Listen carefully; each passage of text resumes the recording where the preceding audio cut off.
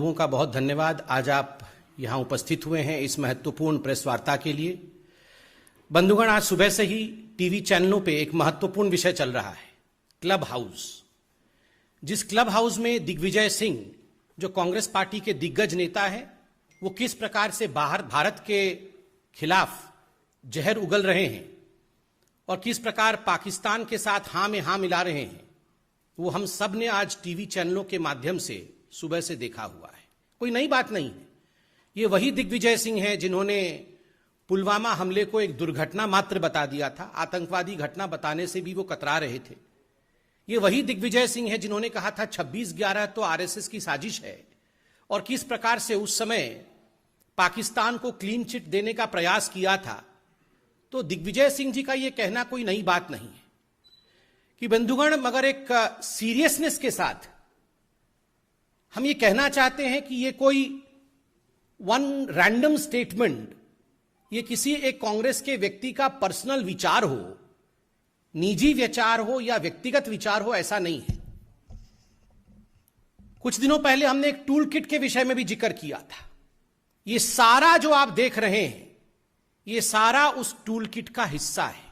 All this is part of the tool kit of Congress party. Bharat को किस प्रकार से अपदस्थ करना है, हिंदुस्तान के खिलाफ किस प्रकार से बोलना है, मोदी जी के खिलाफ किस प्रकार जहर उगलना है, भले उसके लिए पाकिस्तान, चीन इत्यादि से समर्थन क्यों ना लेना पड़े, यह सारा कुछ कांग्रेस के उस टूल किट का हिस्सा है, जिस टूल किट के विषय में भारतीय जनता पार्टी ने खुलासा भी किया था और हमारे तमाम बड़े नेताओं ने कांग्रेस का पर्दाफाश किया था।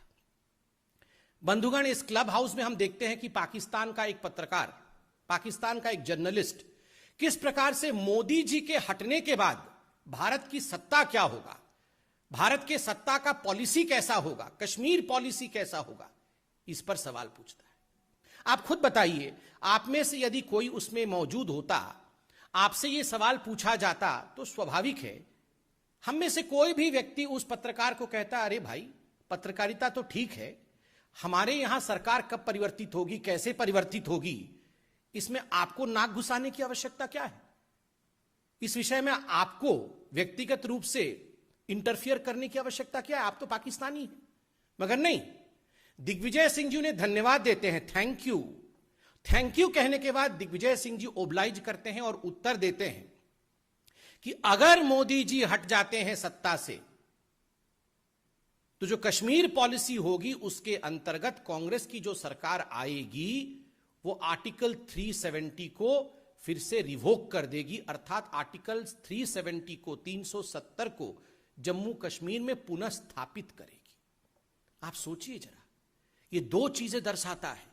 एक तो कांग्रेस का पाकिस्तान के साथ सांठगांठ, कांग्रेस का पाकिस्तान के साथ खड़ा होना, दोनों के विचार एक जैसे हैं, कांग्रेस और पाकिस्तान के विचार एक जैसे।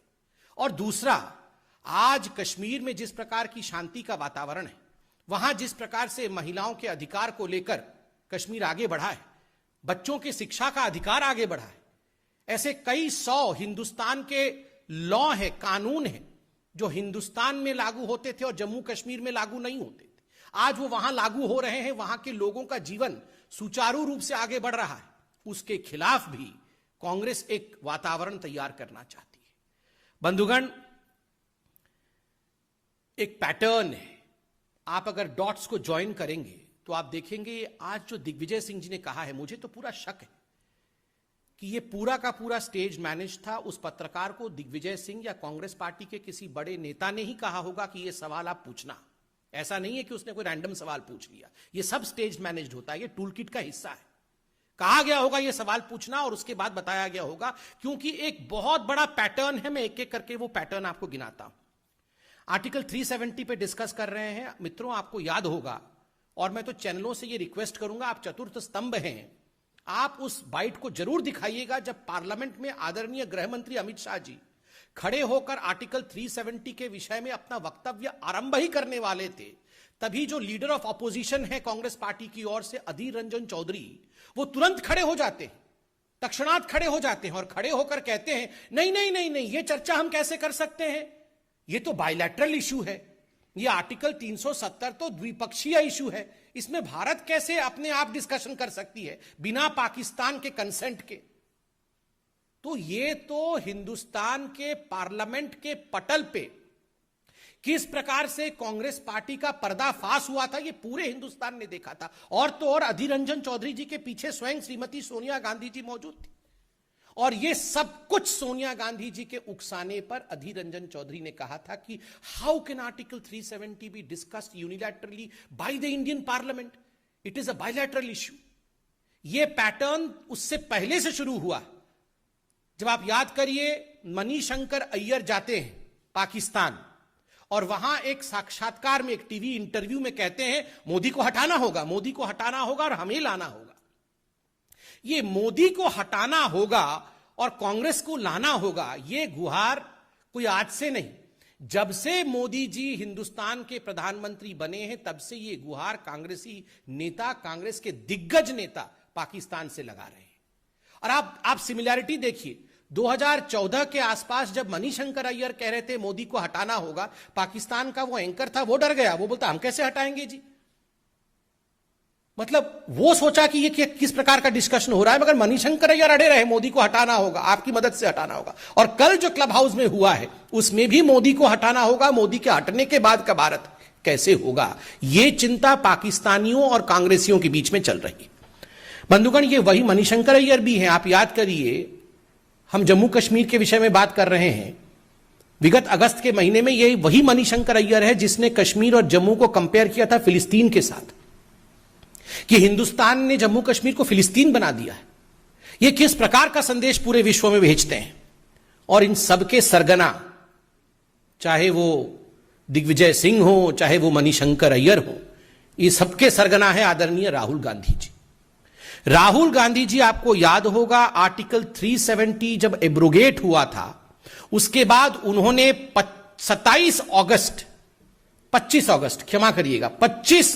2019 को एक ट्वीट किया था और उन्होंने कहा था आर्टिकल 370 हटा करके हिंदुस्तान की सरकार ने एक भारी गलती कर दी है और बहुत बड़े रूप में जम्मू कश्मीर में लोगों के ऊपर आक्रमण हो रहा है। हजारों लोगों के, एक बाइट में उन्होंने कहा था पार्लियामेंट के बाहर, हजारों लोग हताहत हो गए हैं, मारे गए हैं, और इंडिया में जम्मू कश्मीर में कोई डेमोक्रेसी और लोकतंत्र नहीं है। नतीजा, 25 तारीख को राहुल गांधी ये ट्वीट करते हैं और 27 तारीख को, 2 दिन बाद, एक डोसियर बना करके, एक चिट्ठी लिख करके इमरान खान, पाकिस्तान के राष्ट्राध्यक्ष इमरान खान, इसे यूनाइटेड नेशन, संयुक्त राष्ट्र में डिपॉजिट करते हैं और कहते हैं देखिए ये इंडिया का वक्तव्य है, ये इंडिया के ऑपोजिशन लीडर का वक्तव्य है।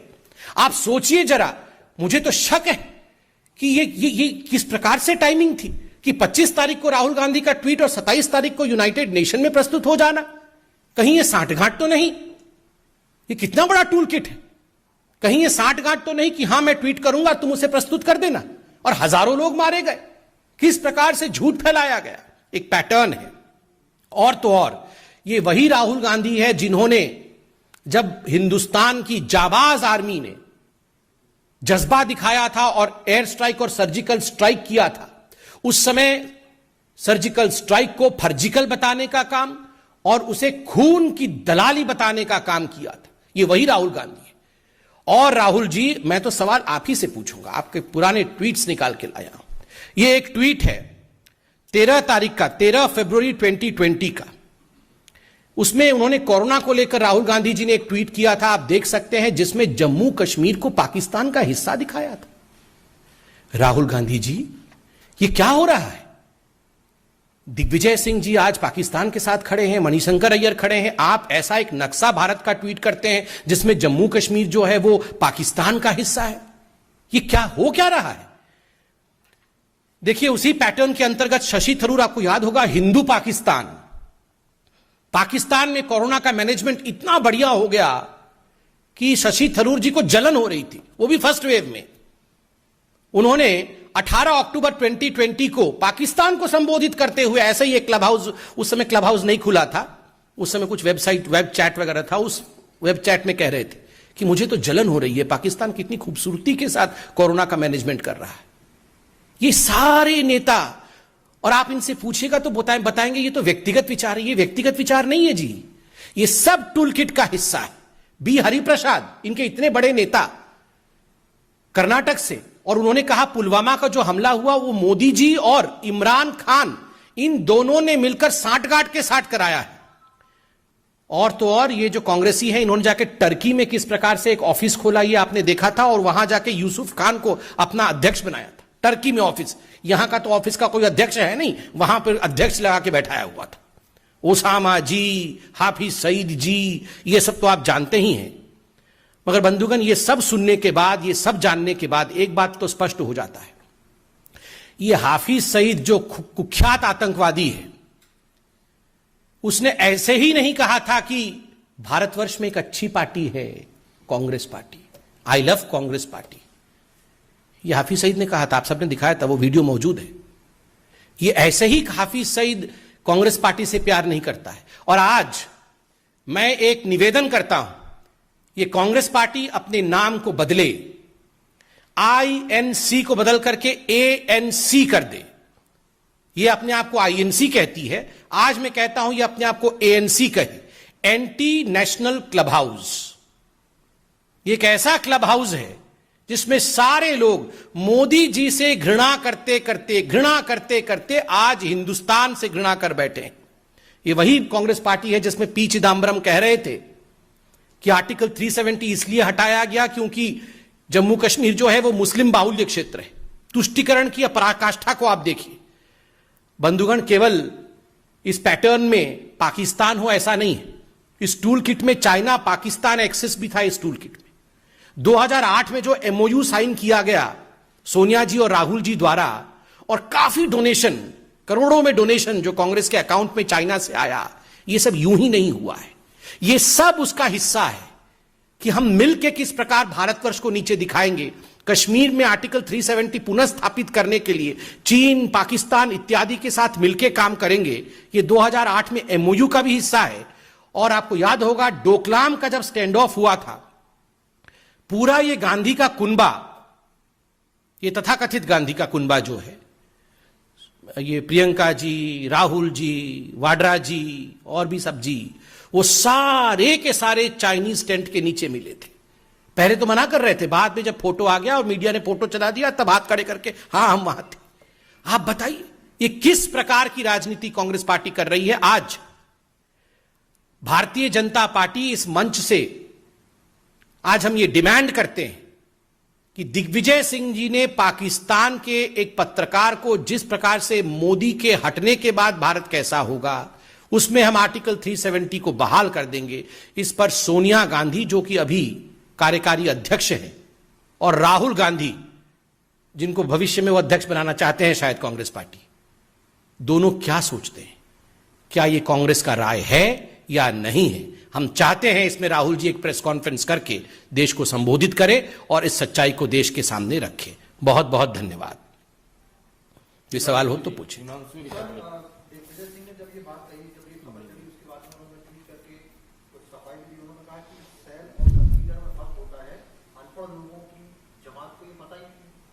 ये क्या शैल कंसिडर, क्या अंग्रेजी, वो अंग्रेजी के मास्टर बने हुए हैं। देखिए शैल कंसिडर कुछ नहीं होता है। We all know that he is anti Indian. ये शैल कंसिडर, ये अंग्रेजी का क्लास ना खोलें, बिल्कुल स्पष्टता के साथ बताए उन्होंने ये क्यों कहा कि आर्टिकल 370 को वो बहाल करेंगे। उन्होंने एक पाकिस्तानी जर्नलिस्ट को, जब उस जर्नलिस्ट ने कहा कि मोदी के हटने के बाद, उनको वहीं रोकना चाहिए था कि आप कौन है, मोदी के हटने के बाद हम क्या करेंगे, ये तो डेमोक्रेटिक कंट्री है, हम डेमोक्रेटिक तरीके से काम करते हैं। तो ये शाल और कंसिडर इस प्रकार की अगर अंग्रेजी का विषय है तो वो शशि थरूर जी को बताएं, हमें ना बताएं। और कोई क्वेश्चन?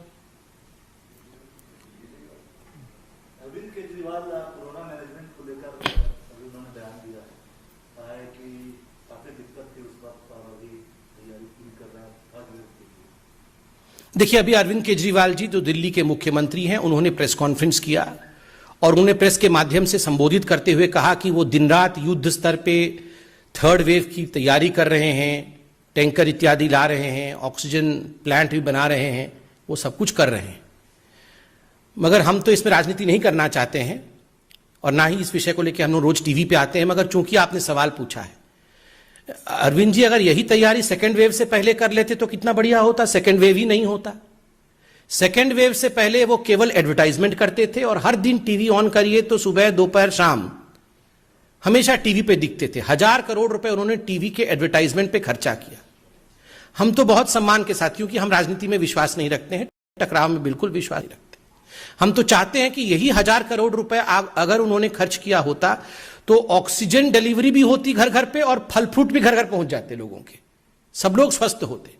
आज वो एक एडवर्टाइजमेंट चल रहा है कि बहुत सारे ऑक्सीजन के सिलेंडर रखे हुए हैं और अरविंद केजरीवाल जी मास्क पहन के उन ऑक्सीजन सिलेंडर के बीच में चल रहे हैं, कभी आ रहे हैं कभी जा रहे हैं, और वो बोल रहे हैं कि हम तैयारी कर रहे हैं।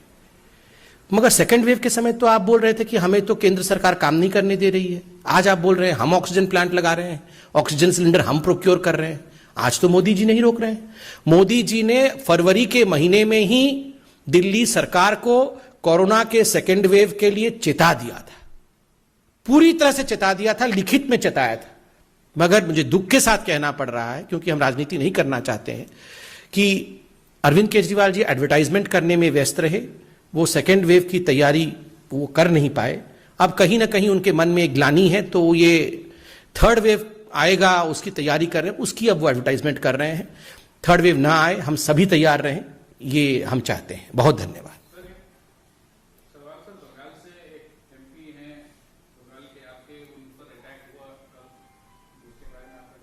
देखिए, जलपाईगुड़ी के हमारे सम्मानित एमपी राय साहब के ऊपर जिस प्रकार का हमला हुआ है और जिस प्रकार के विभत्स दृश्य हम टेलीविजन और सोशल मीडिया के माध्यम से उनके देख पा रहे हैं, हमारे नेता उनके संपर्क में हैं, वो और उनके परिवार सुरक्षित रहें, उसके कारण से पार्टी चिंतित भी है और पार्टी उसमें लगी हुई है। मगर दुख का विषय है, जो ममता बनर्जी ममत्व के विषय में कहती है, मां माटी मानुष के विषय में बात करती है, आज जो अमानवीय चरित्र टीएमसी का हम ग्राउंड में देख पा रहे हैं, जमीन पर देख पा रहे हैं, कार्यकर्ताओं की हत्या हो रही है, राजनीतिक वायलेंस हो रहा है, वो आज संपूर्ण हिंदुस्तान देख रहा है।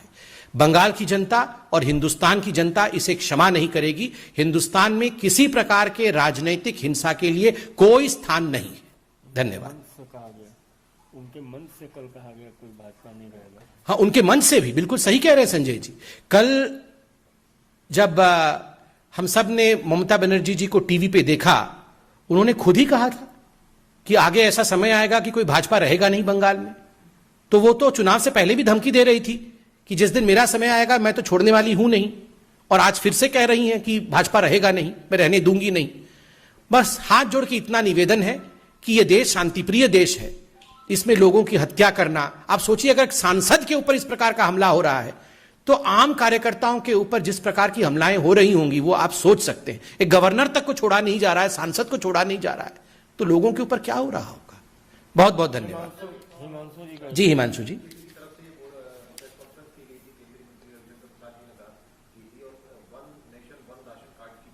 उन्होंने ये भी कहा था कि इससे घोटाला हो सकता है, बहुत बड़ा स्कैम हो सकता है।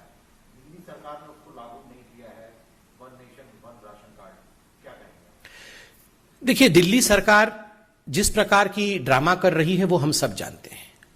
घर घर राशन पहुंचे, हर गरीब तक राशन पहुंचे, इसकी चिंता आज मैं धन्यवाद देते हुए कहूंगा कि नरेंद्र मोदी जी ने फर्स्ट वेव से ही किया और 80 करोड़ हिंदुस्तान की जनता को घर घर राशन पहुंच रहा है, उनको राशन मिल रहा है। अनाज के संबंध में लगभग 72 लाख ऐसे लोग हैं जिनको कि केंद्र की सरकार अपने राशन योजना के माध्यम से, पीडीएस के माध्यम से, फूड सिक्योरिटी के माध्यम से और गरीब कल्याण योजना के माध्यम से आज राशन दे रही है। देखिए, आपको समझना होगा, बिना राजनीति किए मैं आपको बता देता हूं, अरविंद केजरीवाल जी चाहते हैं कि मोदी जी जो दे रहे हैं राशन का किट, उसके ऊपर सिर्फ वो अपना गिफ्ट रैप अपने फोटो के साथ चढ़ा दे और बोले कि देखो मैं पहुंचा रहा हूं। ऐसे नहीं होता है। अगर वाकई उनके दिल में दर्द है तो बिल्कुल सरकार ने, केंद्र सरकार ने कहा है कि आप राशन प्रोक्योर करिए, नोटिफाइड रेट में आप राशन प्रोक्योर करिए और अपने तरीके से बांटिए। और दो चीजें और कही है कि one nation one ration card आप कैसे बांटेंगे। आज जो 12 लाख माइग्रेंट लेबरर्स दिल्ली में हैं, अगर one nation one ration card नहीं बनता है तो वो जब अपने पते को बदलता है, अपने एड्रेस को बदलता है, तो उसे राशन कैसे मिलेगा। ये सहूलियत उसे क्यों नहीं दी जा रही? आज भारतवर्ष में केवल 4 राज्य ऐसे हैं जो इसको फॉलो नहीं कर रहे हैं। और कल आपने देखा होगा one nation one ration card को लेकर ममता बनर्जी की टीएमसी की सरकार को सुप्रीम कोर्ट ने किस प्रकार से फटकार लगाया है और कहा है तुरंत आप one nation one ration card को लागू करिए। तो आप one nation one ration card लागू नहीं करते हैं, आप electronic point on sale machine PEPOS machine आपने चालू नहीं किया हुआ है। आप किसको डिलीवर करना चाहते हैं? किसको जाके राशन देना चाहते हैं? आप कहीं ना कहीं अपने लोगों को, जो आम आदमी पार्टी के कार्यकर्ता हैं, उनको डिस्ट्रीब्यूटर के रूप में आप सिस्टम में डालना चाहते हैं। आप चाहते हैं कि ये जो आपके कार्यकर्ता हैं वो बेनिफिटेड हो जाएं, उनको फायदा हो और उनको कुछ पैसा कमाने का मौका मिले। आप कहीं ना कहीं एक बिचौलिया पैदा कर रहे हैं और ये बिचौलिया सिस्टम कभी भी ठीक नहीं होता है। बहुत बहुत धन्यवाद।